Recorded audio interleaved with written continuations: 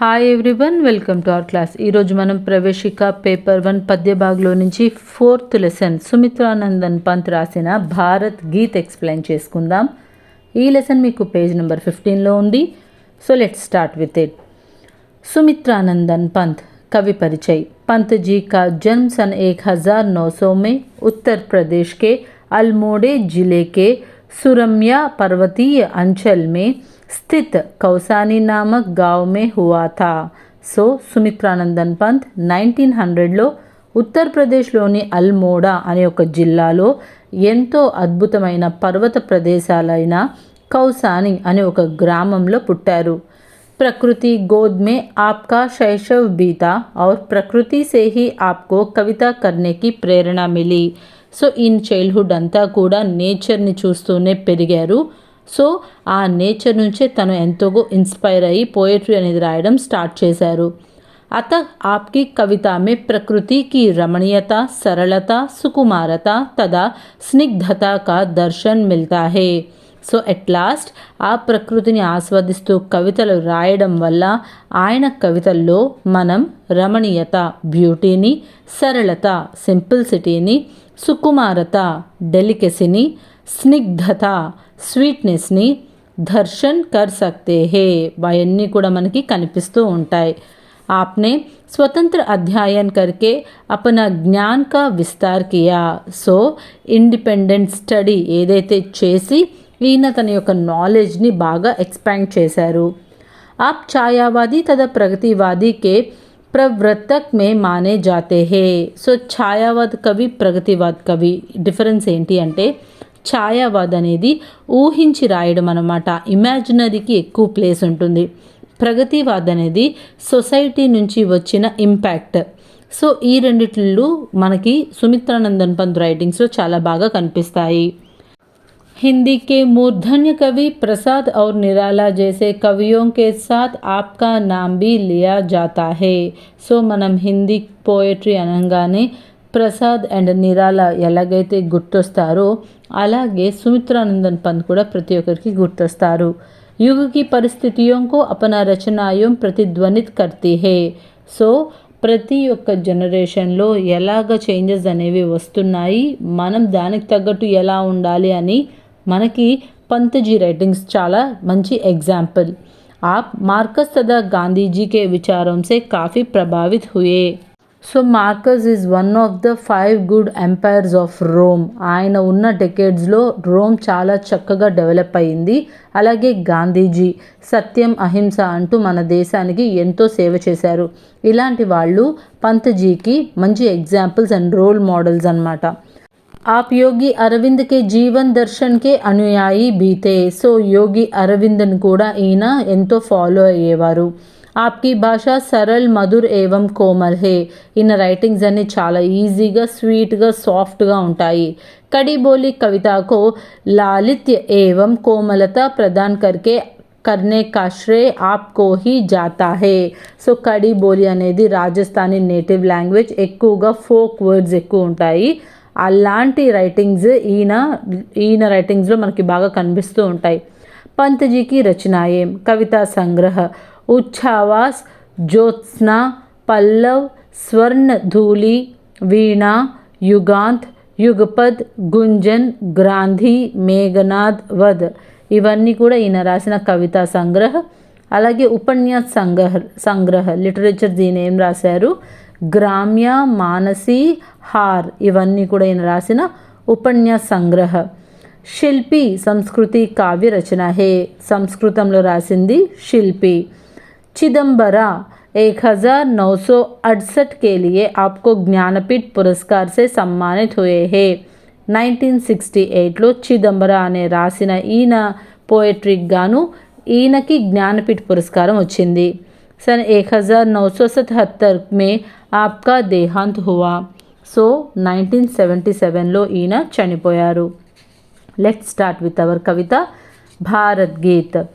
जय जय भारत जन मन अभिमत जन गणతంత్ర విధాత. సో మన భారతదేశం ఎంత గొప్పది అంటే ప్రజలందరితో నిండిపోయి ప్రతి ఒక్కరిని కూడా అట్రాక్ట్ చేస్తూ మన గణతంత్ర ఫ్రీడమ్ ఏదైతే ఉందో దానికోసం పోరాడుతూ ప్రతి ఒక్కరిని ఇన్స్పైర్ చేస్తున్న భారతదేశానికి జై అని చెప్తున్నారు. गौरव बल हिमाचल उज्ज्वल हृदय हार गंगा जल कटी विंध्याचल सिंधु चरण तल మహిమా శాశ్వత్ గాత. సో ఇంకా మన నేచర్ అనేది, మన భారతమాత అనేది ఎంత రమణీయంగా, ఎంత అద్భుతంగా ఉంటుంది అంటే దాని యొక్క న్యాచురల్ ఆ అట్రాక్షన్ అనేది చాలా అమేజింగ్గా ఉంటుంది. మన హిమాలయ పర్వతాలు ఏవైతే ఉన్నాయో అవి చాలా ఎత్తుగా ఉంటాయి. అలాంటి పర్వతాలు మన భారతదేశానికి మకుటం, కిరీటం లాగా ఉంటాయి. అలా ఎత్తైన పర్వతాలను చూసి మనం ఎంతో గర్వపడాలి. అలాంటి దేశంలో గంగా నది మన భారతమాతని అలంకరిస్తుందా అన్నట్టు ప్రవహిస్తుంది. అంటే గంగా నది భారతమాతకి హృదయం లాంటిది, ఎంతో పవిత్రమైనది అని కవి చెప్తున్నారు. హిమాచల పర్వతాలతో పాటే వింధ్యాచల పర్వతాలు కూడా మన దేశానికి ఎంతో గర్వకారణం.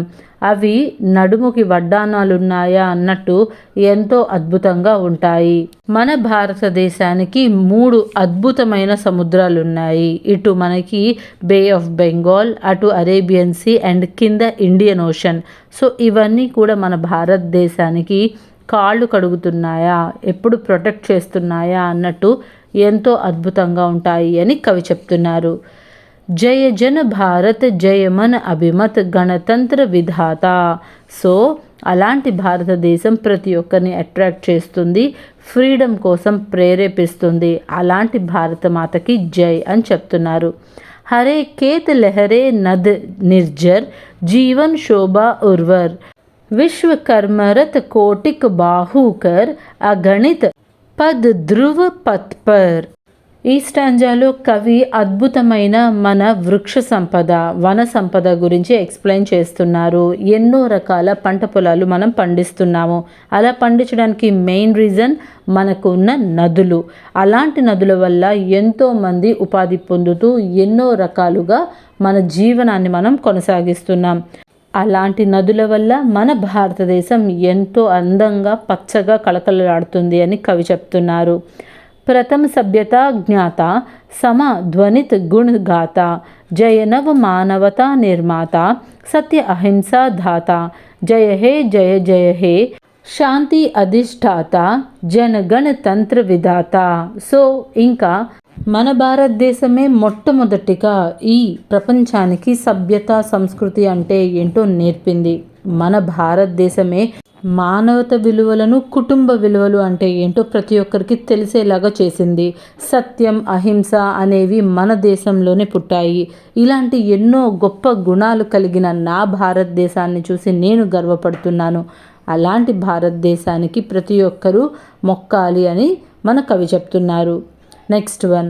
ప్రయాణ తూర్య బజ్ ఉటే పటహ తుముల్ గజర్ ఉటే విశాల సత్య సైన్య లాహై భుజ్ ఉటే శాంతి స్వరూపిణి బాహుబల్ ధారిణి వందిత్ భారత్ మాతా ధర్మ చక్ర రక్షిత తిరంగా ధ్వజ అపరాజిత పహరాత జయ హే జయ జయ హే అభయ్ అజయ్ త్రాత జన గణ తంత్ర విధాత. సో ఇంకా కవి ఏమని చెప్తున్నారు? కవి ఈ స్టాంజాలో మనకి మన భారతదేశం యొక్క గొప్పతనాన్ని, ధైర్యాన్ని గురించి ఎక్స్ప్లెయిన్ చేస్తున్నారు. ఎంతోమంది సైనికులు వాళ్ళ ప్రాణాలను సైతం త్యాగం చేసి, ఎంతోమంది ఫ్రీడమ్ ఫైటర్స్ వాళ్ళ ప్రాణాలను త్యాగం చేసి మనకి ఈ ఫ్రీడమ్ని అందించారు. ఎందరో వాళ్ళ యొక్క జీవితాలను అర్పించడం వల్ల వచ్చిన ఈ ఫ్రీడమ్ ఏదైతే ఉందో అది వాళ్ళ యొక్క భుజశక్తికి, వాళ్ళ యొక్క ధైర్యానికి ఎగ్జాంపుల్. అలాంటి గొప్ప వీరుల యొక్క గొప్ప కథలని మనం కవితల్లాగా పాడుకోవాలి. అలాంటి భారతదేశం ఎంతో శక్తివంతమైనది, ఎంతో బలం కలిగినది. ప్రతి ఒక్కరూ కూడా భారతదేశానికి వందనం చెయ్యాలి. అలాంటి గొప్ప దేశ త్రివర్ణ జెండా ప్రతి ఒక్కరూ ఎగరవేయాలి. భారత్ మాతాకి జై అనే నినాదంతో తుమ్ అభయ్ హో, నువ్వు భయం అంటే ఏంటో తెలియని దానివి. అజయ్ హో, అపజయం అంటే ఏంటో తెలియని దానివి. త్రాతా హో, ప్రతి ఒక్కరిని కూడా శరణు అనే వాళ్ళని రక్షించే ఒక గొప్ప మాతవి. ఇలాంటి ఎన్నో గొప్ప గుణాలు కలిగిన ఓ భారతమాత నీకు వందనం అని చెప్పేసి కవి ఈ పోయిటరీని భారతమాత యొక్క గొప్పతనాన్ని వివరిస్తూ రాశారు. ఓకే, నెక్స్ట్ మీకు పేజ్ నెంబర్ 16లో షార్ట్ క్వశ్చన్ అండ్ ఆన్సర్స్ ఉన్నాయి, చూడండి. భారత్ భూమికే గౌరవ బల్ క్యా హే, మన భారతదేశానికి గౌరవాన్నిచ్చే బలం ఏంటి? భారత్ భూమికే గౌరవ బల్ ఉజ్వలత హిమాచల్ హే, మనకి ఎంతో గర్వకారణమైనవి ఏంటంటే మన హిమాచల పర్వతాలు. నెక్స్ట్ వన్, పంత్జీ భారత్ మాతా కే హృదయ్ భార్ కే రూప్ మే కిసే మాతా హే, మన భారతమాత హృదయానికి ఒక హారంలాగా ఏది ఉంది? पंतजी भारत माता के हृदय हार के रूप में गंगा जल को मानता है, మన భారతదేశానికి హారం లాగా హృదయం మీద గంగా నది ఉంది అని కవి పోల్చారు. పంతజీ కటీ కే రూప్ మే కిసే మాన్తా హే, నడుముకి ఉన్న వడ్డానం మన భారతదేశానికి ఏది? పంతజీ కటీ కే రూప్ మే వింధ్యాచల్ కో మాన్తా హే, వింధ్యాచల పర్వతాలు మన భారత మాతకి వడ్డానంలాగా ఉన్నాయని కవి పోల్చారు. పంతజీ కే అనుసార్ శాంతి అధిష్ఠాత కౌన్ హే, పంతజీ కే అనుసార్ శాంతి అధిష్ఠాత భారత్ హే, ప్రతి ఒక్కరితో స్నేహంగా ఉండి ప్రశాంతంగా ఉండే ఒక గొప్ప లీడర్ లాగా ఎవరున్నారు అంటే మన భారతదేశం ఉంది అని కవి చెప్తున్నారు. पंतजी किसको अपराजिता मानते हैं? पंतजी भारत के राष्ट्रध्वज को अपराजिता मानते हैं. అపరాజిత మీన్స్ అన్డిఫీటెడ్, ఎప్పటికీ ఓడిపోనిది ఏంటి? మన రాష్ట్రధ్వజ, మన నేషనల్ ఫ్లాగ్ ఎప్పటికీ కూడా చిరస్థాయిగా రెపరెపలాడుతూ ఎంతో అద్భుతంగా ఉంటుంది. సో ఇవి మీ షార్ట్ ఆన్సర్స్. నెక్స్ట్ కవి పరిచయం ఉంది. ఆల్రెడీ కవి పరిచయం నేను ప్రీవియస్ ఎక్స్ప్లెయిన్ చేశాను కాబట్టి ఇప్పుడు ప్రొనౌన్సియేషన్ ఇస్తున్నాను. भारत गीत कविता पंत जी के युगपद काव्य संग्रह से प्रस्तुत है. हिंदी साहित्य में छायावादी चेतना के 4 प्रमुख स्तंभों में से सुमित्रानंदन पंत भी एक है. प्रकृति की गोद में आपका शैशव गुजरा और इसी प्रकृति से आपको कविता करने की प्रेरणा मिली. आपको छायावादता तथा प्रगतिवाद के प्रवृत्तों में प्रमुख माने जाते हैं. आप मार्कस तथा गांधी जी के विचारों से काफ़ी प्रभावित हुई. आपकी भाषा सरल, मधुर एवं कोमल है. शिल्पी आपके सांस्कृतिक रचना है. आपको चिदंबरा काव्य के लिए ज्ञानपीठ पुरस्कार प्राप्त हुई. काला और ढूंढा चांद के लिए आपको साहित्य अकादमी पुरस्कार 1960 में सम्मानित किया गया है. सो नेक्स्ट कविता का सारांश ఒక్కొక్క पैराग्राफ एक्सप्लेन చేసుకుందాం. कवि सुमित्रानंदन पंत हिंदी साहित्य के छायावादी चेतना के प्रमुख कवि है. सो कवि सुमित्रानंदन पंत हिंदी लिटरेचरలో ఛాయావాది కవికి చాలా ఫేమస్. आप इस कविता में भारत देश का जयगान करते हैं. సో ఈ పోయట్రీ ద్వారా ద గ్లోరీ ఆఫ్ ఇండియా ఎంత గొప్పదో మనకి చెప్తున్నారు. कविता का सारांश इस प्रकार है. So let's start with our सारांश. हे भारत, तुम जनता का देश हो. సో మన భారతదేశం ప్రజలతో నిండిన దేశం. సభీ కే మన్ తుమ్హారే ప్రతి ఆకర్షిత్ హే. ప్రతి ఒక్కరు కూడా మన భారత మాతకి అట్రాక్ట్ అయ్యి ఆవిడ్ని ఎంతో గొప్పగా పూజిస్తూ ఉంటాం. తుమ్ గణతంత్ర కా పర్యార్థ హో. సో మన ఫ్రీడమ్కి ఎగ్జాంపులే మన భారతదేశం. తుమ్హారీ జయ హో. నువ్వు ఎప్పుడూ కూడా సక్సెస్ఫుల్గా ఉండాలి. तुम्हारा प्रकृति आकर्षण अनुपम है. So the nature beauty of your is very amazing. Himalaya पर्वत दुनिया में सबसे ऊंची पर्वत है और यह पर्वत तुम्हारे सिर को अलंकृत करता है. హిమాలయాస్ అనేవి ఎంతో గొప్ప ఎత్తైన పర్వతాలు. ఈ ప్రపంచంలో పర్వతాలతో ఎంతో అద్భుతమైన పర్వతం హిమాలయాలు కూడా. అలాంటి పర్వతాలు నీ తలకి కిరీటంలాగా ఎంతో అద్భుతంగా ఉన్నాయి. इस पर्वत की तरह भारत का सिर ऊंचा है. ఈ పర్వతాలు ఎంత చక్కగా ఎత్తుగా ఉన్నాయో మన భారతదేశం యొక్క గౌరవం కూడా అంతే ఎత్తైనది. తుమారే హృదయకు గంగా నది అలంకృత్ కర్తే హే.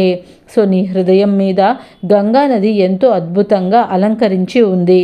అర్థాత్ భారత్ కా హృదయ్ గంగా నది కీ తరహ్ పవిత్ర పావన్ హే. సో మన భారత మాతకి గంగా నదిలాగా ఎంతో పతిత పావనమైనది, అంటే ఎంతో ఆస్పిషియస్ అయినది. ఉస్మే స్నేహ బరాహే, అందులో అద్భుతమైన ప్రేమ అనేది ఉంది. వింధ్యాచల్ తుమారే కటీకో బంద్ కర్ ఔర్ సుందర్ బంతే హే.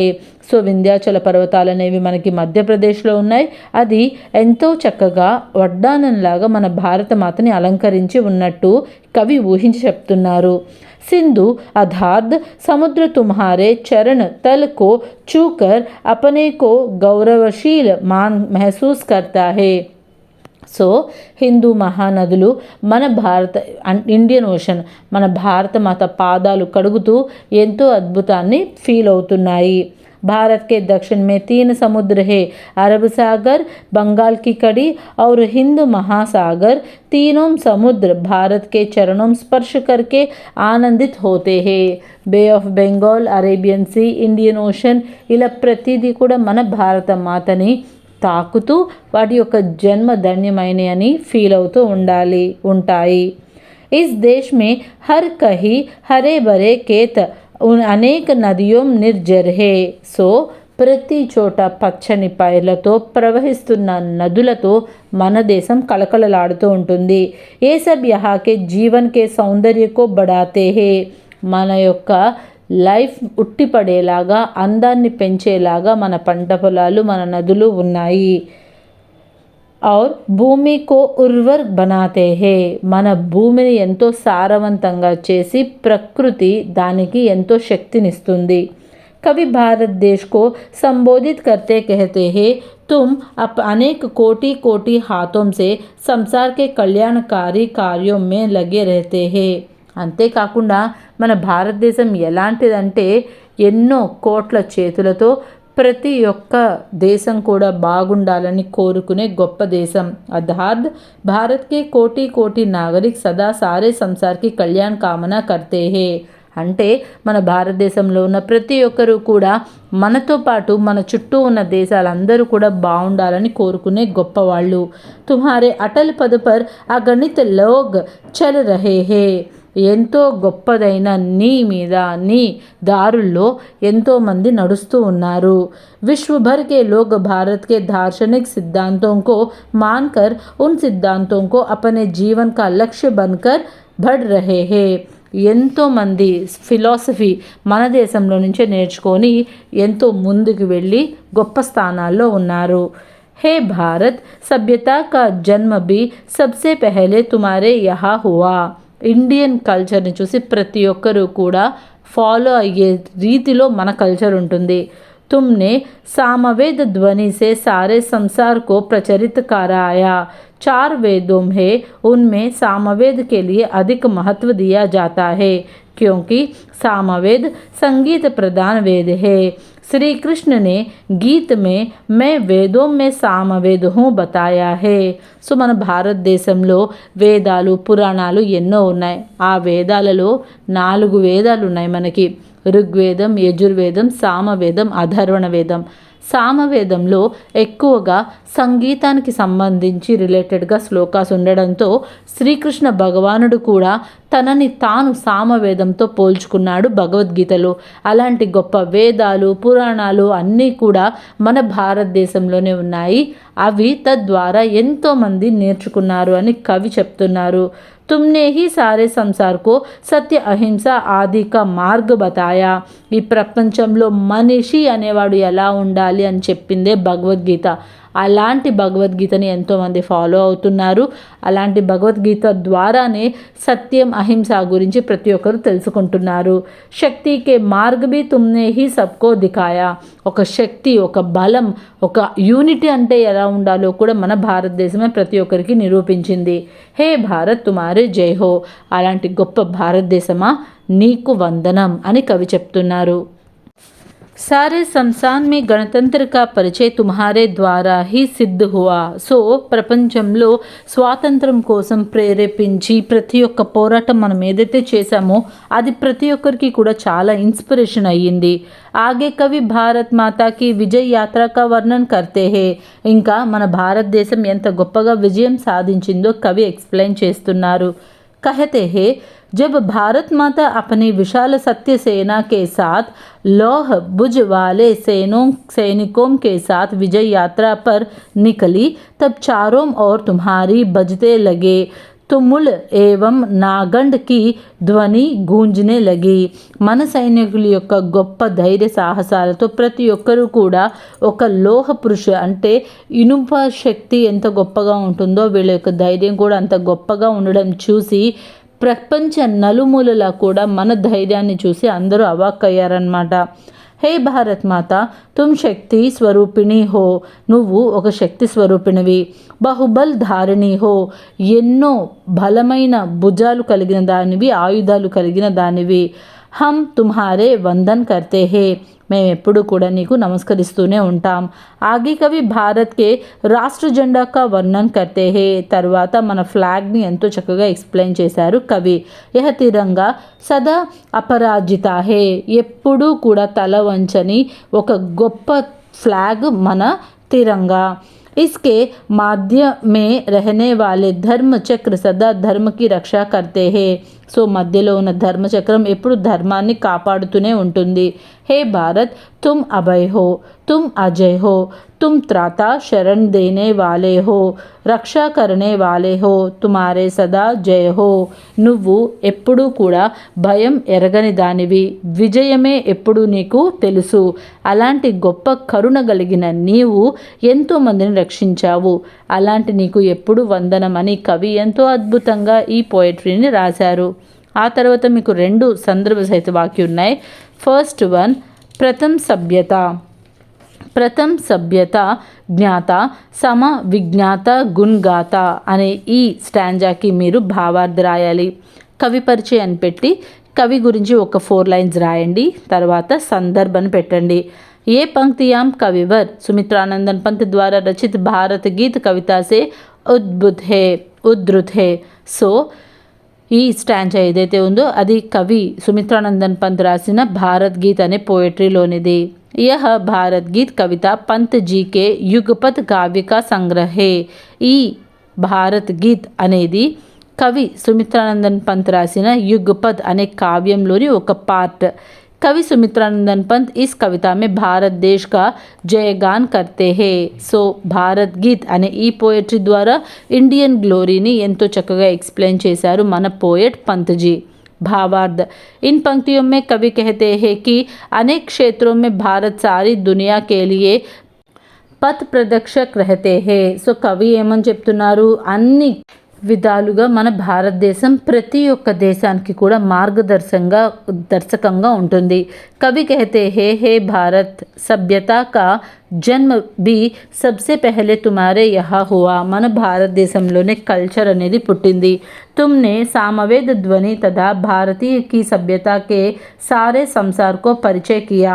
సామవేదం లాంటి గొప్ప వేదాలని, పురాణాలని, సభ్యతని, ట్రెడిషన్స్ అండ్ కస్టమ్స్ని ప్రతి ఒక్కరికి అర్థమయ్యేలాగా చెప్పింది మన భారతదేశం.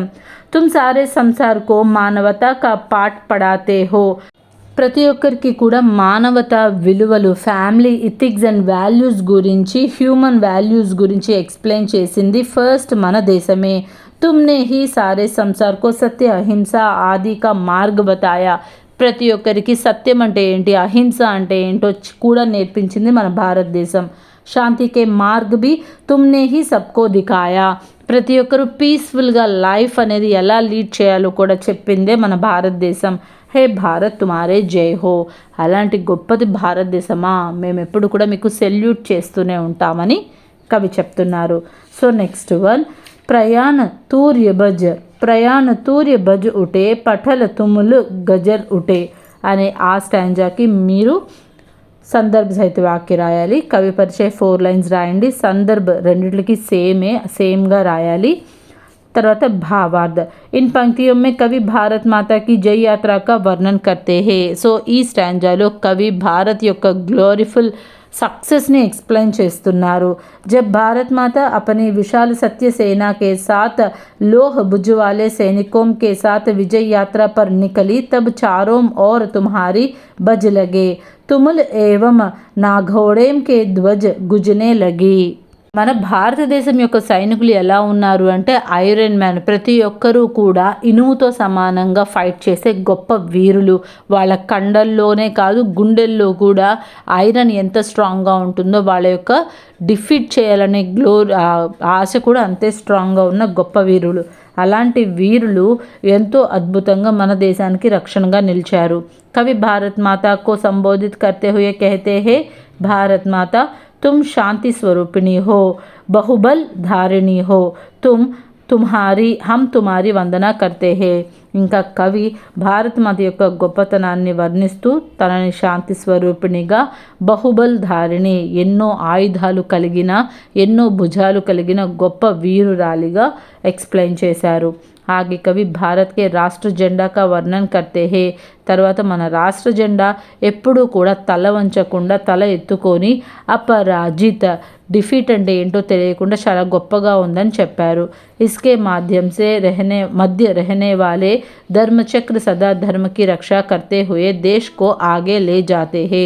ఆ మధ్యలో ఉన్న ధర్మచక్రం ప్రతి ఒక్కరిని కూడా ధర్మాన్ని తప్పకుండా ఉండేలాగా చూస్తుంది అని కవి చెప్తున్నారు. సో ఈ పోయిటరీ చూడండి ఎంత అద్భుతంగా ఉందో, మన దేశాన్ని ఎంత అద్భుతంగా వర్ణిస్తూ కవి రాశారో. ఇలాంటి అద్భుతాన్ని ఎప్పుడూ మనం నిలబెడుతూనే ఉండాలి. ఈ మధ్యకాలంలో ఎన్నో తప్పులు అనర్థాలు జరుగుతున్నాయి. అవన్నీ కూడా మనమే చేసుకుంటున్నాం. దానికి కారణం కూడా మనమే. చేంజ్ అనేది ఎక్కడో రావాలి అని కోరుకోకుండా మనలో రావాలని ప్రతి ఒక్కరు కోరుకోవాలి. సో ఫస్ట్ మనం ఏదైతే స్టెప్ వేస్తున్నామో అది కరెక్ట్గా ఉండేలాగా చూసుకోవాలి. సొసైటీలో చేంజ్ రావాలి అంటే ముందు మనలో చేంజ్ రావాలి, అవేర్నెస్ రావాలి. ఇలాంటివన్నీ కూడా మనం ఫాలో అవుతూ ఉంటే మన భారతదేశం ఎప్పుడూ కూడా ఎవరి దగ్గర తల వంచుకునే పరిస్థితిలో ఉండదు. మార్పు అనేది ప్రతి ఒక్కరిలో రావాలని కోరుకుంటూ అందరూ హ్యాపీగా ఉండాలి. మన భారతదేశాన్ని అందరూ గర్వకారణంగా చూడాలని ఆశిస్తూ భారత్ మాతాకి జై. I hope you understand this lesson. Thanks for watching.